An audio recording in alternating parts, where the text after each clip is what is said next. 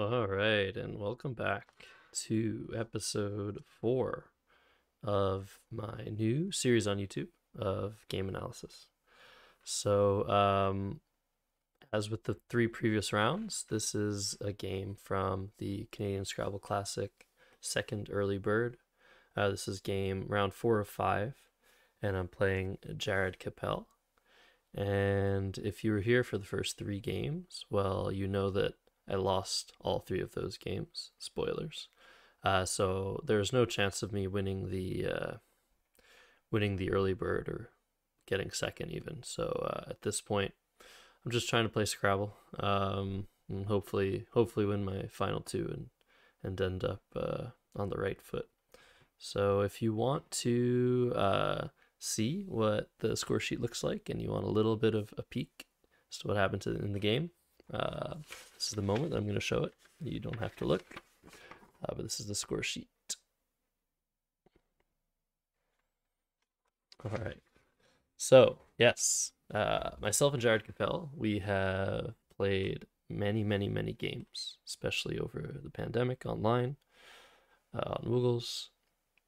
He's a very strong player. He's up and coming. He's around 1900 rated at this point, but he definitely plays like a 2000 player when he wants to. So yeah, looking forward to seeing him continue to climb up the ranks, and looking forward to our next series.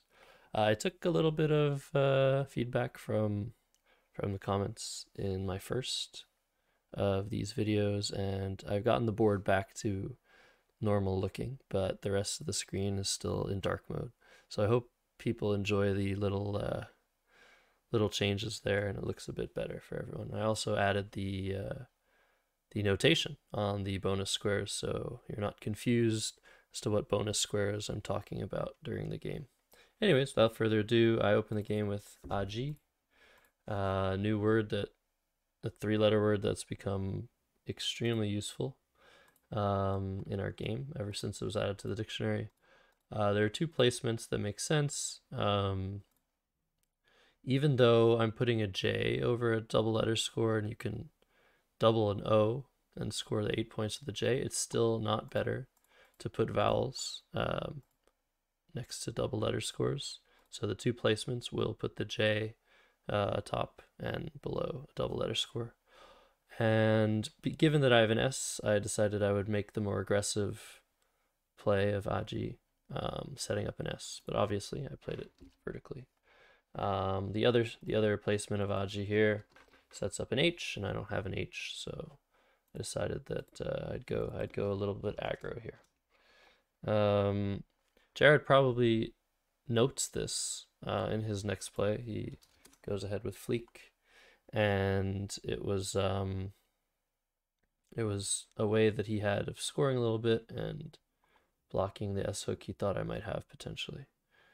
And I drew pretty well. I have this rack here, and I have a lot of bingos available.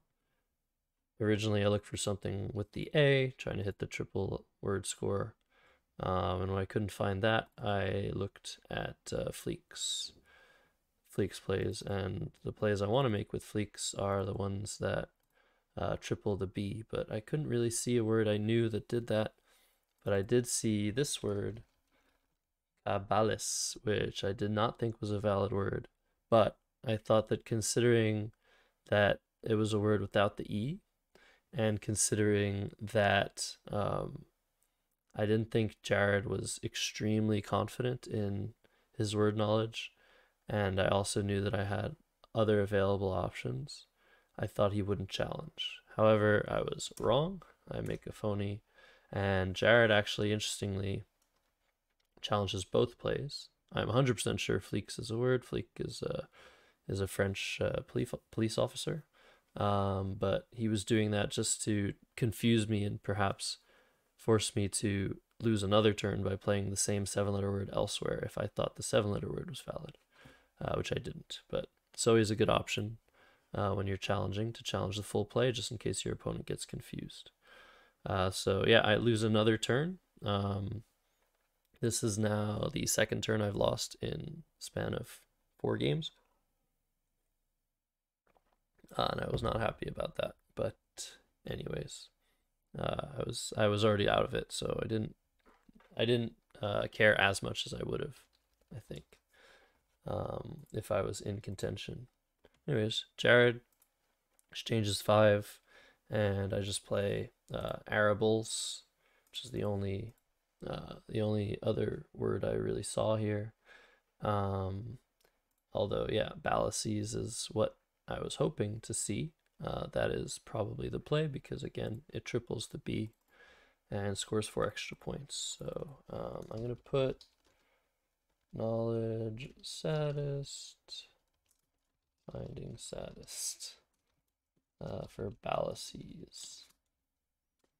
And I'm going to also put on my next turn knowledge saddest for the miss.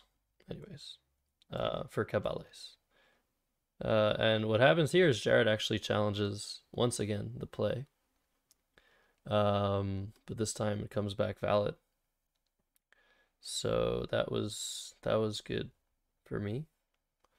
I want to see what were his letters that he had. Yes, he had this. So he passes his turn, so I get my turn back, and I was like, "Really, you're giving me my turn back, dude?" Jared and I like to trash talk even in a tournament.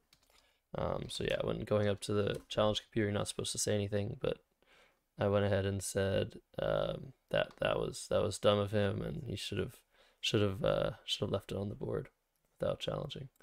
So yeah, this is my next rack. I drew the other blank, and sadly there weren't many plays here to consider. I think Goo is perfectly reasonable. It sort of interferes with the triple word score here and sets up my B for potential bingos while getting rid of 2 of my O's and my G. So keeping the best leave I think I can have in this position. There's also Gobo, but that's kind of dangerous.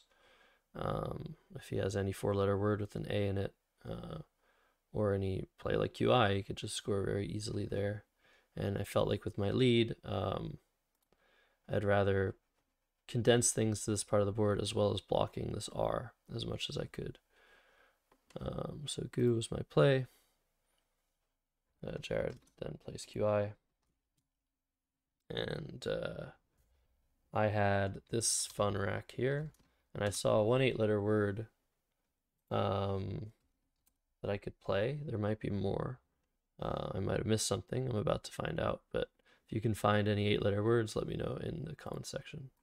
And no 8-letter word is available. And I played brow, which is the best way to score. And it keeps well. The H and the I are fine. And the blank is fantastic. So here I realized that I was still allowing certain plays to fit on the triple. Plays that went LOS and LON. But I wasn't too worried about those plays, as Jared loses his 2nd turn in a row by playing a phony 6-letter word of Lonist. And yeah, this game starts to get really, really silly at this point. It was already pretty silly with 2 challenges in a row, but we were getting a lot of exercise. And yeah, at this point, I actually miss Haji. My best plays, I think, my best play is probably Fe. It might be Meh. No, I think it's Fe. And I couldn't find anything here, and I played If. And yeah, I was not happy with this play, but I knew that Jared had good letters, so I didn't want to play XI, which would have allowed certain bingos to play that he might have had but not playable. So I didn't want to take the bait. Oftentimes when expert players play phonies, they have a plan B if the phony comes off the board. Maybe they get a letter that they need. Maybe the opponent opens a place for the 7-letter word that they can't play. So I got a little bit paranoid in this position. But Fe, I think, is probably the play regardless. And I played If, trying to block a little bit and maybe surprise Jared next turn with the X, because when you play a play like If, nobody really expects you have an X. So Jared plays cat. I know that he has NES. So yeah, I was wondering what 7-letter words he might have with that, and I went back and forth thinking that maybe he didn't have a seven, maybe he did have a seven. But I think he can probably tell me next time I talk to him. And indeed, I am able to get my X down, but in very vulnerable situation here, where any overlapping play making a blank E is going to score 1,000,000 points. So I was really hesitant to play this. I almost played Dex instead, for six less and keeping somewhat worse bingo leave, I would say.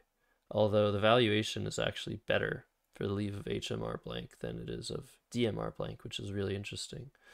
Given that this is -6, if the leaves were equal, 57.3 would be the valuation of Dex, but indeed it's 58, which means the leave is slightly better on average. So actually, I'm going to sim these two plays to see how they perform against one another.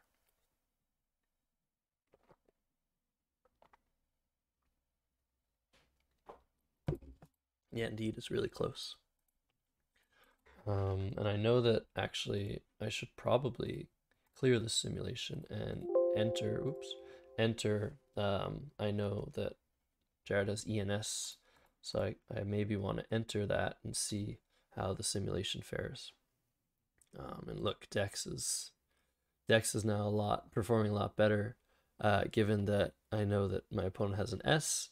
Not only am I worried about these overlapping plays, but more importantly, the S hook of Ha for Shah is going to allow a lot of 7-letter words that don't have a home to come down on this board after Hex and not after Dex. So this is a big mistake, actually.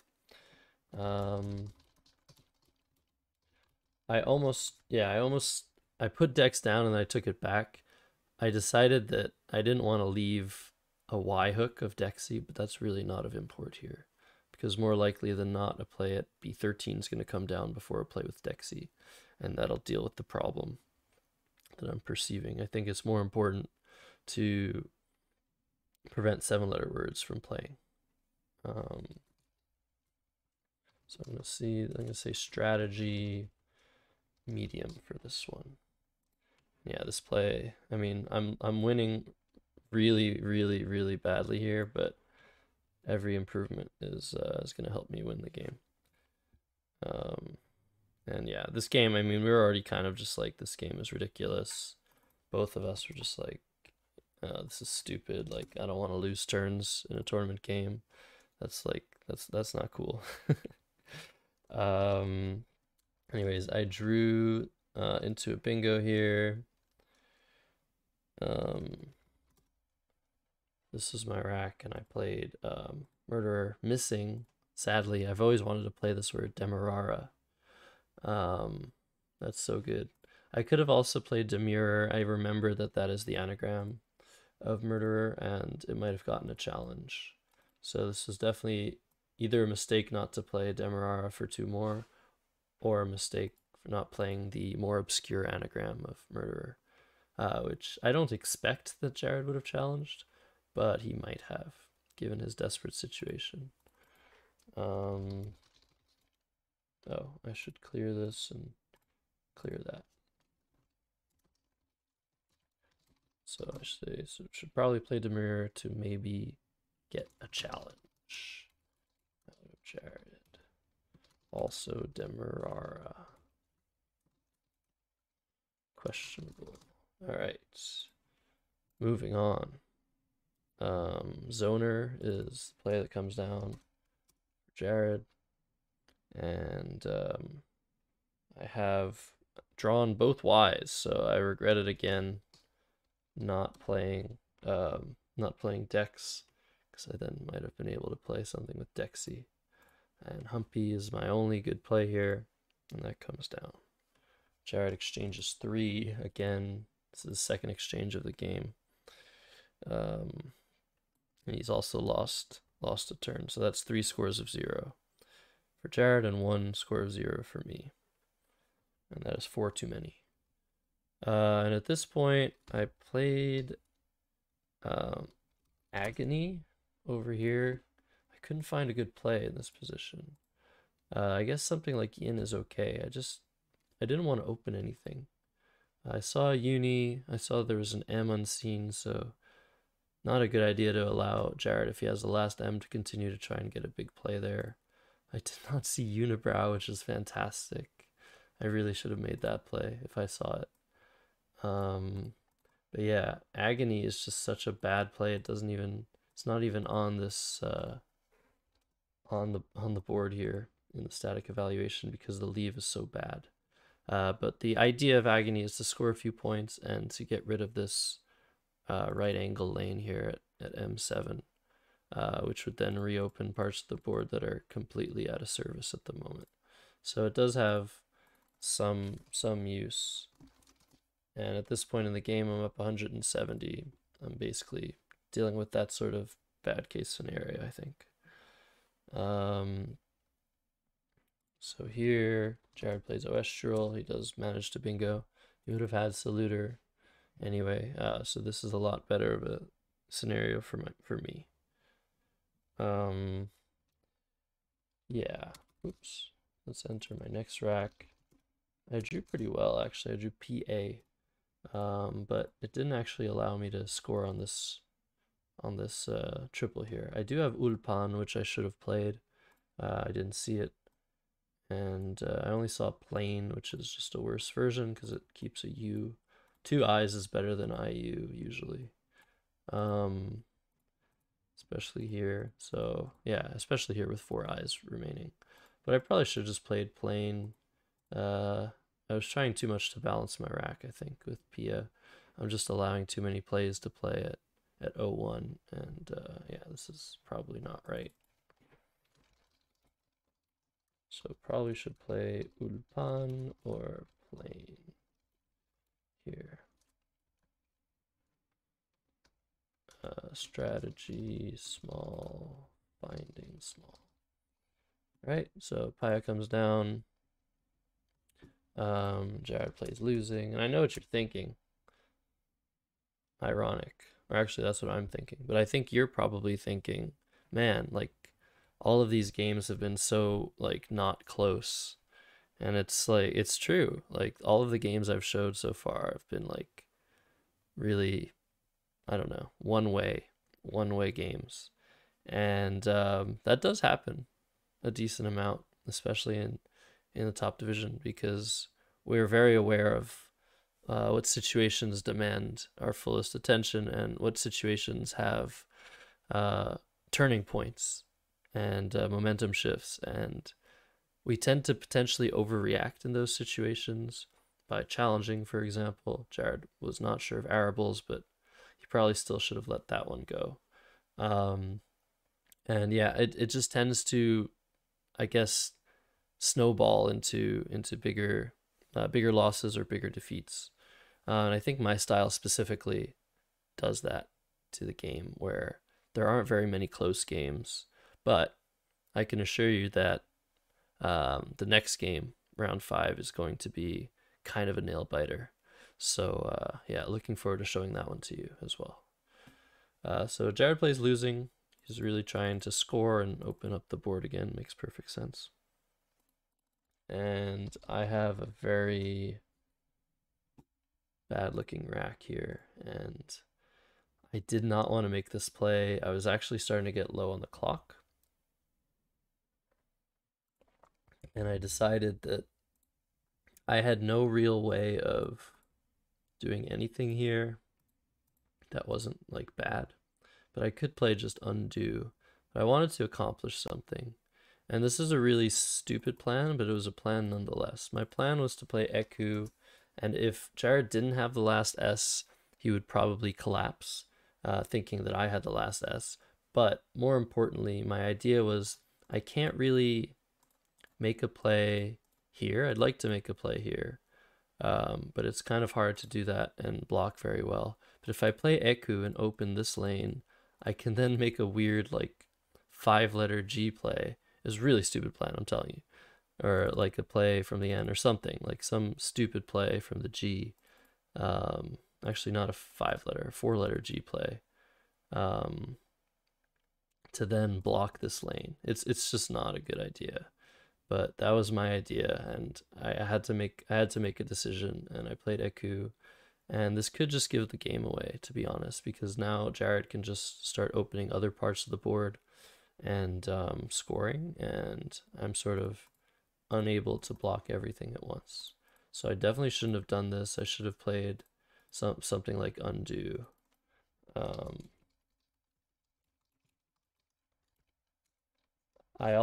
I mean, the idea behind Eku is that now after a bingo, it's unlikely a second bingo is going to go down. So if he has a bingo with the S, he's sort of getting in the way of the rest of the board.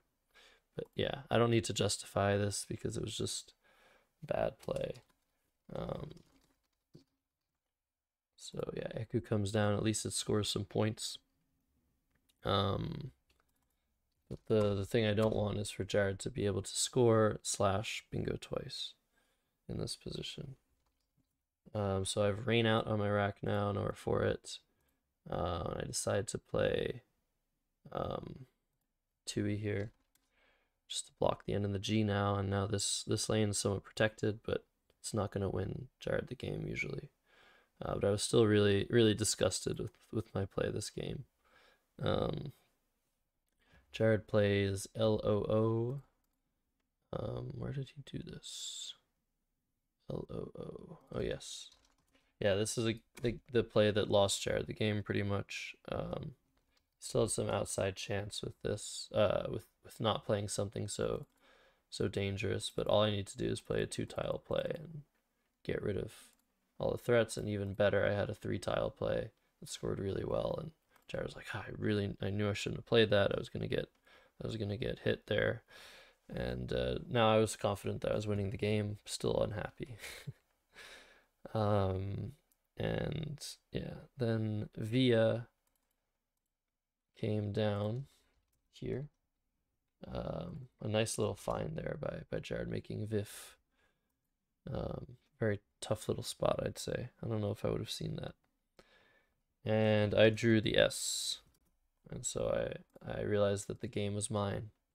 I play overdue because, I mean, I can do something like this. I can do, but I figured that just taking some points here was pretty good, and leaving 2 in the bag, it forces Jared to make a decision he doesn't really want to make. And yeah, after a while, Jared was like, well, I'm not winning this game. I kind of want to block Ekus, but I can't. So he plays browsed, and I bingo out with Stander. Really dumb game. But anyways, that's that. I'm actually, oh wow, I'm under 25 minutes. Great. That's amazing. It's the first time I'm under 25 minutes. But yeah, this is round 4 of the Canadian Scrabble Championship Early Bird number 4. Early Bird 2, excuse me. Man, I should have drank tea a long time ago. But I hope you guys enjoyed. And like I said, the next episode's going to be pretty tense. I'm going to be playing a game against Ari Sinki, who eventually won the main event tournament. So yeah, I'm looking forward to that. Looking forward to presenting that to you, and I'll see you all next time.